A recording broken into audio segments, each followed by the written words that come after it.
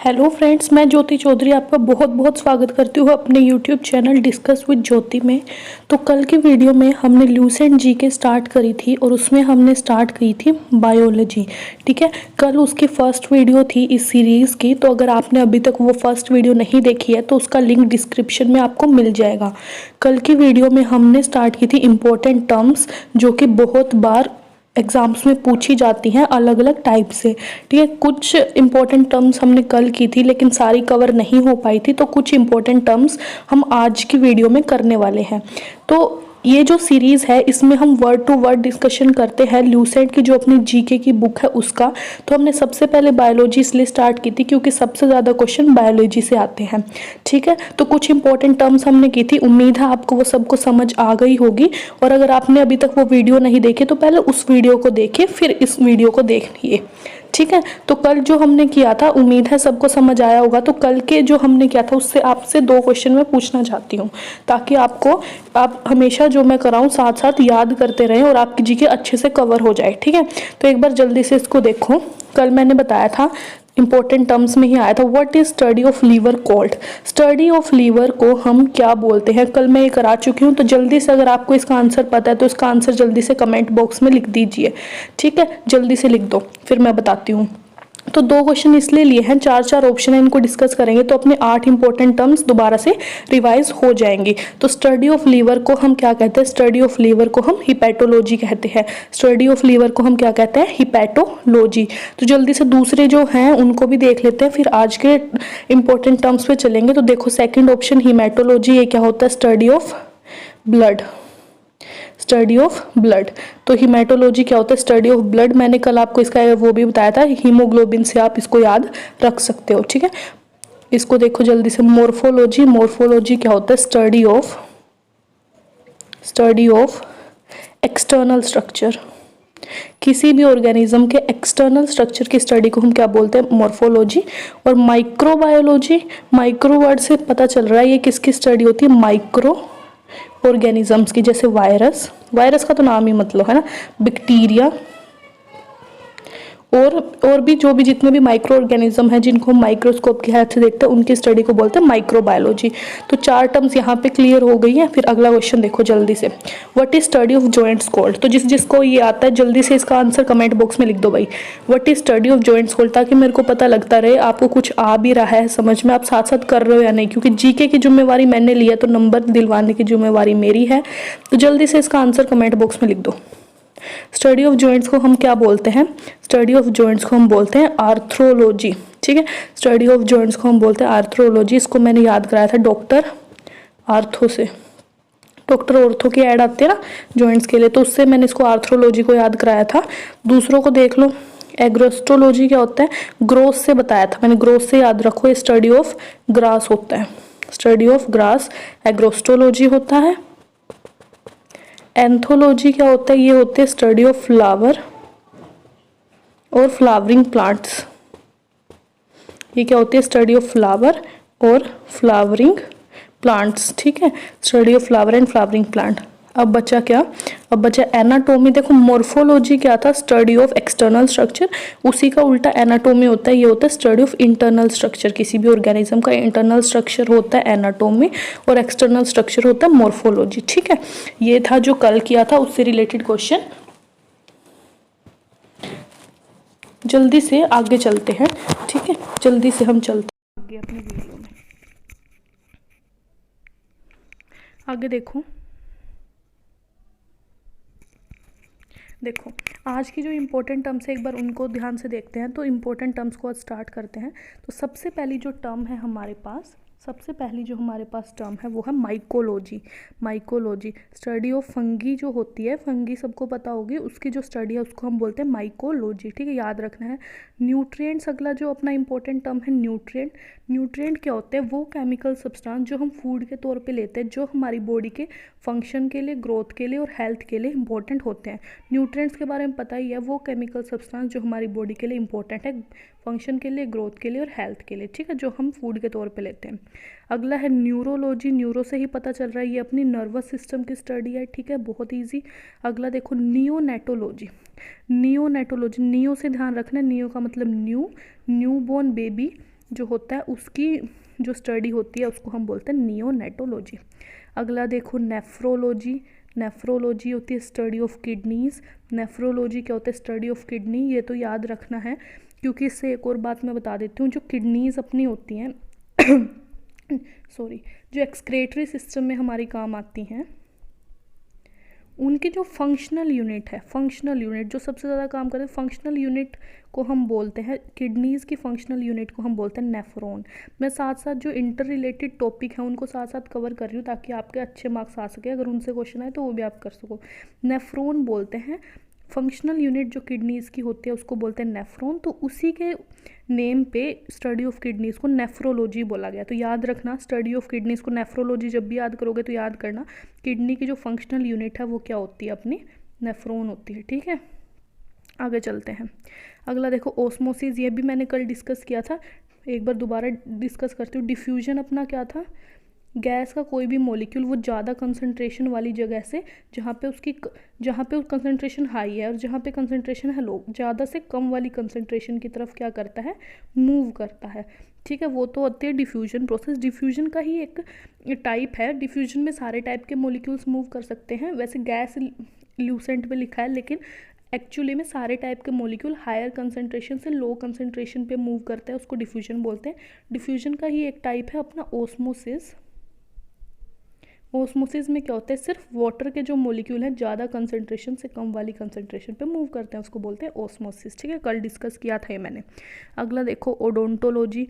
Dentist होता है, ठीक है, डेंट को याद रख लो तो डोंट भी याद हो जाएगा। स्टडी ऑफ टीथ एंड गम। ठीक है, इजी है। स्टडी ऑफ बोन्स को बोलते हैं ओस्टियोलॉजी। स्टडी ऑफ बोन्स क्या होता है? ओस्टियोलॉजी। यहाँ से एक बात और याद आ गई, एक बोन्स जब अपनी वीक हो जाते हैं ना, बोन्स अपनी वीक हो जाती हैं तो लेडीज़ में ज़्यादा होते हैं। ओस्टियोपेरेसिस एक अपनी डिजीज़ होती है जिसमें जो बोन्स है वीक हो जाते हैं, उसको भी याद रख लेना है ओस्टियोलॉजी से। ओस्टियोपेरेसिस होती है। ठीक है, अगला देखो ओनकोलॉजी। को से याद रख लेना, कैंसर और ट्यूमर्स की जो स्टडी होती है वो कौन सी होती है?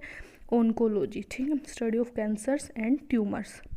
अगला देखो, तो उम्मीद है आपको सेशन पसंद आ रहा होगा, समझ आ रहा होगा सब कुछ, क्योंकि ऐसा सेशन पूरे यूट्यूब में मेरे को नहीं लगता किसी ने वर्ड टू वर्ड लूसेंट को समझाया है। अगर पसंद आए तो लाइक और कमेंट करके बस ये बता देना आपको ये सेशन कंटिन्यू चाहिए पूरी की पूरी बुक के लिए या नहीं चाहिए। ठीक है, आगे देखो ओनकोलॉजी हो गया। ऑब्स्टेट्रिक्स क्या होता है? Science related with care of pregnant women before, during and after the child birth. Pregnant women का जो ध्यान रखते हैं, ठीक है, बर्थ, बेबी को बर्थ देने से पहले, बर्थ देने के टाइम पे और बर्थ देने के बाद, वो क्या होती है? ऑब्स्टेट्रिक्स। ठीक है, स्टडी ऑफ बर्ड्स। ये वन वर्ड सब्स्टिट्यूशन में भी, इंग्लिश में भी प्रीवियस ईयर में आया हुआ है एसएससी में, वो है ornithology. Ornithology, study of birds क्या होती है? ऑर्निथोलॉजी। अगला देखो स्टडी ऑफ आइज, ऑप्थेल्मोलॉजी होता है। ये जो है स्टडी ऑफ आइज, ऑप्थेल्मोलॉजी, ये टर्म्स बड़ी इंपॉर्टेंट है, इसीलिए मैंने यहीं से स्टार्ट किया है। ठीक है, अगला देखो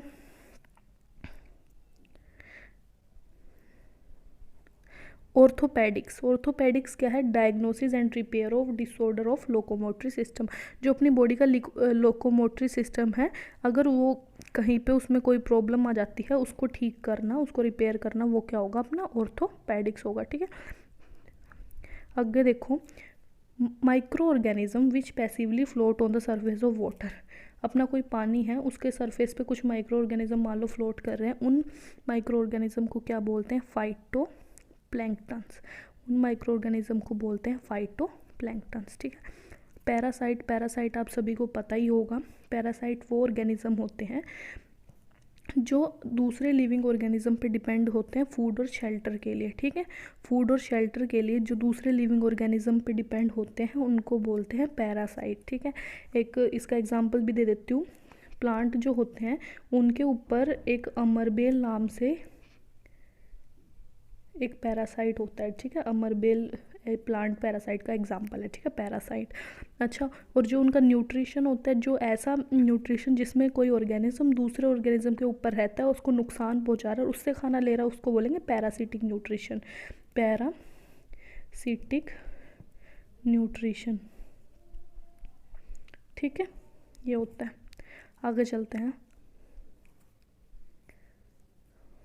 आगे देखो आगे ये भी इम्पोर्टेंट है, पोइकिलोथर्मिक।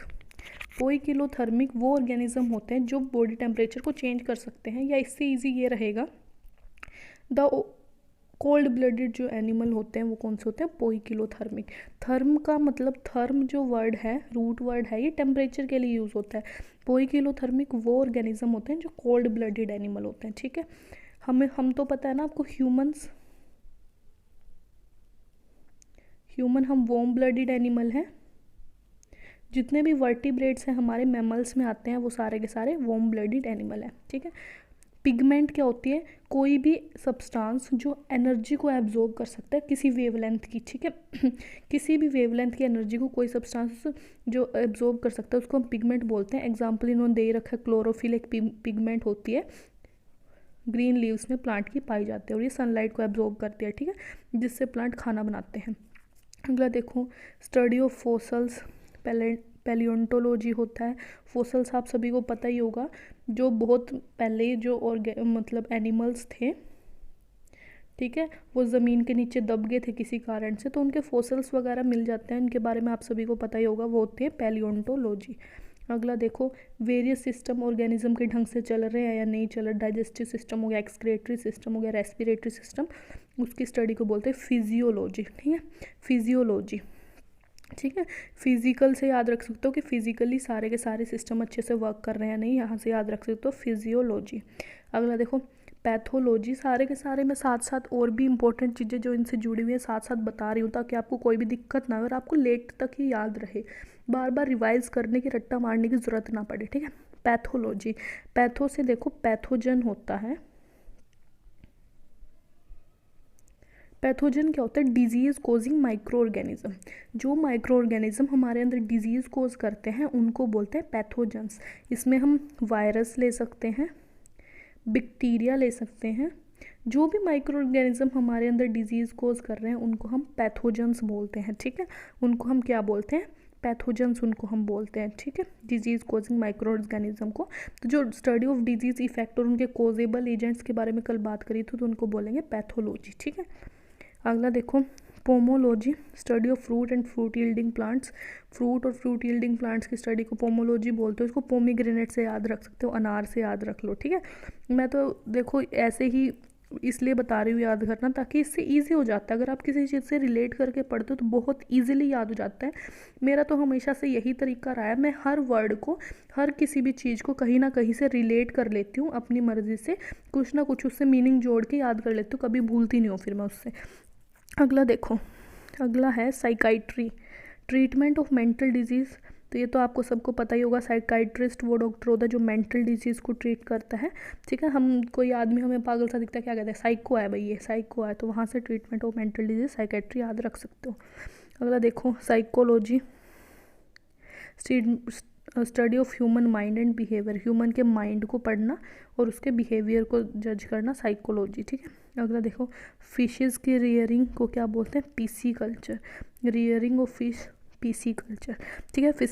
फिश से रिलेटेड पहले कल भी दो इंपॉर्टेंट टर्म्स पढ़ी थी, एक तो फिशरी पढ़ी थी हमने, ठीक है, फिशरी पढ़ी थी, रियरिंग होता है उसमें हम पालते हैं फिश को, ब्रीडिंग होता है और फिर बाद में बेच देते हैं।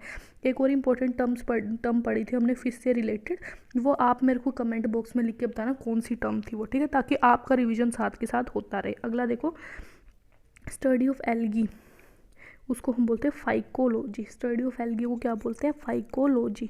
Study of algae is known as phycology. अगला देखो, paediatrics, branch of medicine dealing with children. अच्छा, इसको कहाँ से याद रखोगे, branch of medicine dealing with children. Paediatrician का नाम सुना है ना, ऐड आती है पीडियाट्रिशियन की, बच्चों को देने के लिए बोलते, तो वहाँ से पीडियाट्रिक्स को याद रख सकते हो, ठीक है। हर चीज़ को रिलेट करके पढ़ो ताकि कभी भूलो ना, ठीक है। ये हो गया अपना पीडियाट्रिक्स हो गया। अगला देखो, parasitology, parasitology, study of parasites. Parasite हमने अभी भी पढ़े हैं, पैरासाइट्स कौन से थे, किसी ऑर्गेनिज्म के ऊपर जो माइक्रो ऑर्गेनिज्म या ऑर्गेनिज्म रहते हैं जिनसे दूसरे ऑर्गेनिज्म को नुकसान पहुंचता है उनको बोलते हैं पैरासाइट्स। तो study of parasite, parasitology.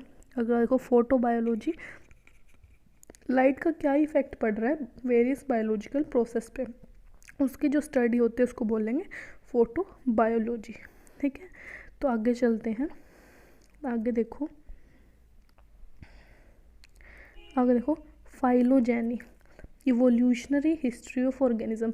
Evolution मैंने कल बताया था, कल इवोल्यूशन पढ़ा था। इवोल्यूशन क्या होता है, एक ऑर्गेनिज्म ऐसे है उसमें बार बार इफेक्ट के चेंज आ रहे हैं, वेरिएशंस आ रही हैं उसमें, चेंज होने की वजह से, बार बार चेंज होने की वजह से मान लो वो ऐसा बन गया, तो इस पूरे प्रोसेस को बोलते हैं इवोल्यूशन। जैसे मैंने कल एग्जांपल दिया था ह्यूमंस का, पहले ह्यूमंस बंदर की तरह चलते थे, फिर थोड़े से खड़े हुए, फिर थोड़े से खड़े हुए, आज सीधे चलने लगे। तो 7 स्टेजेस थी ना वो, हमने बचपन में भी देखी हैं वो, तो वो 7 स्टेज वो क्या है, इवोल्यूशन होता है। ठीक है, इवोल्यूशनरी हिस्ट्री पढ़ो किसी ऑर्गेनिज्म की, जैसे मैंने ह्यूमन की बताई उसको बोलते हैं फाइलोजेनी। ठीक है, अगला देखो फिजियोथेरेपी क्या होता है, इसका सबको पता होगा, treatment of body defects through massage. पैर वगैरह में चोट लग जाती है, मसाज के थ्रू किसी डिजीज़ को, या मतलब मान लो चोट वगैरह लगी उसको ठीक करना, वो क्या होगा, फिजियोथेरेपी होगा। ठीक है, आगे देखो रेडियोलॉजी क्या होता है, रेडिएशंस और रेडियो। देखो याद करने की ज़रूरत ही नहीं है, रेडिएशन का इफेक्ट क्या पड़ रहा है लिविंग बींग्स पे, इसकी स्टडी को बोलेंगे रेडियोलॉजी। अगला देखो राइनोलॉजी क्या होता है, नोज़ और ओल्फैक्टरी ऑर्गन्स। नोज़ और ओल्फैक्टरी ऑर्गन्स की जो स्टडी होती है वो राइनोलॉजी। ओल्फैक्टरी ऑर्गन्स कौन से होते हैं, जो स्मेल को डिटेक्ट कर सकते हैं। ठीक है, ओल्फैक्टरी ऑर्गन्स कौन से होते हैं, जो स्मेल को डिटेक्ट कर सकते हैं, वो अपने ओल्फैक्टरी ऑर्गन्स होते हैं। अगला देखो सोनोग्राफी, अल्ट्रासाउंड इमेजिंग की स्टडी को बोलते हैं सोनोग्राफी। अल्ट्रासाउंड इमेजिंग की स्टडी को बोलते हैं सोनोग्राफी। आगे देखो लिजार्ड्स, स्टडी ऑफ लिजार्ड का हो गया सोरोलॉजी, सोरोलॉजी। ठीक है, study of lizard saurology. Serology देखो, serology serum interaction of antigen and antibodies in the blood. Antigen हो गया, एंटीबॉडीज़ और सीरम, ये हम आगे वाली क्लासेस में डिस्कस करेंगे जब हम ब्लड का कॉन्सेप्ट पढ़ेंगे, तो उसमें बहुत अच्छे से इसको डिस्कस करने वाले हैं, एंटीबॉडीज़ को और एंटीजन को और सीरम को। तो ये अभी के लिए छोड़ दो, याद कर लो, अभी ट्रिक्स के साथ याद कर लो, सीरम से सीरोलॉजी याद कर सकते हो, आगे क्लास में इनको अच्छे से पढ़ेंगे, सीरम से सीरोलॉजी। ठीक है, अगला देखो स्फिग्मोलॉजी, ये क्या होता है, पल्स का और आर्टीरियल प्रेशर, जो अपनी पल्स चेक करते हैं हम। ठीक है, और आर्टीरियल प्रेशर, आर्टरीज और वेन्स पता होगा, आर्टरीज और वेन्स होती हैं, जो हम नस कहते हैं ना इन जिनको, तो ऐसे 2 टाइप की होती है, आर्टरीज होती है, वेन्स होते हैं। तो आर्टरी का जो प्रेशर है, आर्टीरियल प्रेशर, और पल्स की जो स्टडी होती है उसको बोलते हैं स्फिग्मोलॉजी। ठीक है, टैक्सोनॉमी, टैक्सोनॉमी ये क्या होता है, याद कर लेना, मैं बार बार आपसे पूछती रहूँगी जब भी अगले टॉपिक में इनकी ज़रूरत पड़ेगी। ठीक है, टैक्सोनॉमी तो जल्दी ही, study of classification, nomenclature and identification of organism. Classification आपको पता है, अलग अलग ग्रुप्स में डिवाइड करना। नोमेनक्लेचर क्या होता है, नोमेनक्लेचर का मतलब होता है नेमिंग, नेमिंग यानी कि देखो हम मान लो किस चीज़ का, बनाना का एग्जाम्पल, या फिर नहीं किसी और चीज़ का एग्जाम्पल लेते हैं, मान लो ह्यूमंस का ही एग्जाम्पल ले लूँ। ठीक है, कोई भी अपना ऑर्गेनिज्म है या फ्रूट है, ऑर्गेनिज्म हो गया, कोई भी फ्रूट हो गया, तो हमारी लैंग्वेज में हम उनको कुछ और बोलते हैं, हिंदी में आदमी बोल लेंगे, इंग्लिश में ह्यूमन बोल लेंगे, किसी और लैंग्वेज में कुछ और नाम होगा, सारी इतनी सारी लैंग्वेज है, पर all over the world, all over the world कैसे किस चीज़ को पहचान सकते हैं, उसके लिए हम साइंटिफिक नेम रख देते हैं हर चीज़ का, तो उसको नोमेनक्लेचर बोलते हैं। जैसे अपना ह्यूमंस का नेम क्या है, होमो सैपियंस, होमो सैपियंस। ठीक है, ऐसे याद रख सकते हो आप हर चीज़ को। ठीक है, जैसे पीज होते हैं अपने, पी तो पता ही होगा, मटर, उनको हम बोलते हैं पाइसम सेटिवम, पाइसम सेटिवम उनका नाम होता है। तो ऐसे याद रखना, ये नोमेनक्लेचर है, इनको हम नेमिंग को भी पढ़ेंगे, याद भी कराऊंगी मैं तुम्हें सारे। ठीक है, अगला देखो टेलीपैथी क्या होता है, थॉट्स और आइडियाज़ को कम्युनिकेट करना एक माइंड से दूसरे माइंड में, मतलब ना तो हम बोल रहे हैं ना हम कोई इशारा करेंगे, डायरेक्ट बिना किसी हरकत के माइंड टू माइंड थॉट्स को ट्रांसफ़र करना, क्या होता है, टेलीपैथी होता है। ठीक है, टेलीपैथी। अगला देखो वेटनरी साइंस, वेटनरी साइंस वो साइंस होती है जिसमें हम डोमेस्टिक एनिमल्स का ध्यान रखते हैं, हेल्थ केयर और उनके ट्रीटमेंट की जो साइंस होती है, वेटनरी साइंस, जिसमें हम डॉग्स को ले सकते हैं, अपनी कैट्स होगी, जो डोमेस्टिक एनिमल जिनको हमने पाल रखा है वो वेटनरी साइंस होगा। ठीक है, आगे बस इतनी ही थी। कुछ और इम्पोर्टेंट टर्म्स अगर होंगी तो मैं ज़रूर आपको बता दूंगी। वैसे जो मैंने जो सा PDF ले रखा है उसमें इतनी है, लेकिन जो मेरे पे बुक है उसमें 1-2 टर्म्स और है, वो कल की क्लास में डिस्कस कर लेंगे। पर देखूंगी मैं किस किस ने कमेंट करा है, किस किस ने दोनों वीडियो अच्छे से देखे हैं, और ये ज़रूर बताना आपको वीडियो में जो समझाया है अच्छे से समझ आया या नहीं, और नहीं आया तो यार क्या प्रॉब्लम लगी आपको वीडियो में, किस और तरीके से आपको समझाया जा सकता है। क्योंकि GK की गारंटी अगर मैं ले रही हूँ तो यार इसको पूरा तो करना बनता ही है, ठीक है। कोई भी प्रॉब्लम आई हो तो ज़रूर बताना कमेंट सेक्शन में। अगर वीडियो पसंद आई तो लाइक करना और यार शेयर कर देना, थोड़ी सी हेल्प हमारी भी हो जाएगी, ठीक है। ज़्यादा से ज़्यादा बच्चों को हम पढ़ा पाएंगे। और भी कोई भी प्रॉब्लम है, आपको कुछ भी पूछना है तैयारी से रिलेटेड, तो आप कमेंट सेक्शन में बता सकते हैं, मैं ज़रूर से ज़रूर उसका रिप्लाई करूँगी। और अगली वीडियो में यानी कि कल की वीडियो में उसको पक्का डिस्कस करूँगी, ठीक है। ओके बाय, मिलते हैं कल की वीडियोस में। जब तक आप ये सारी के सारी जो इंपॉर्टेंट टर्म्स मैंने आज और कल की क्लास में पढ़ाई उनको याद कर लेना, तो कल फिर से मैं क्वेश्चन पूछूंगी, ठीक है। उनका आंसर आपको पक्के से पक्का देना, अगर आज नहीं दे पाए तो कोई बात नहीं, कल पक्का देना, ठीक है।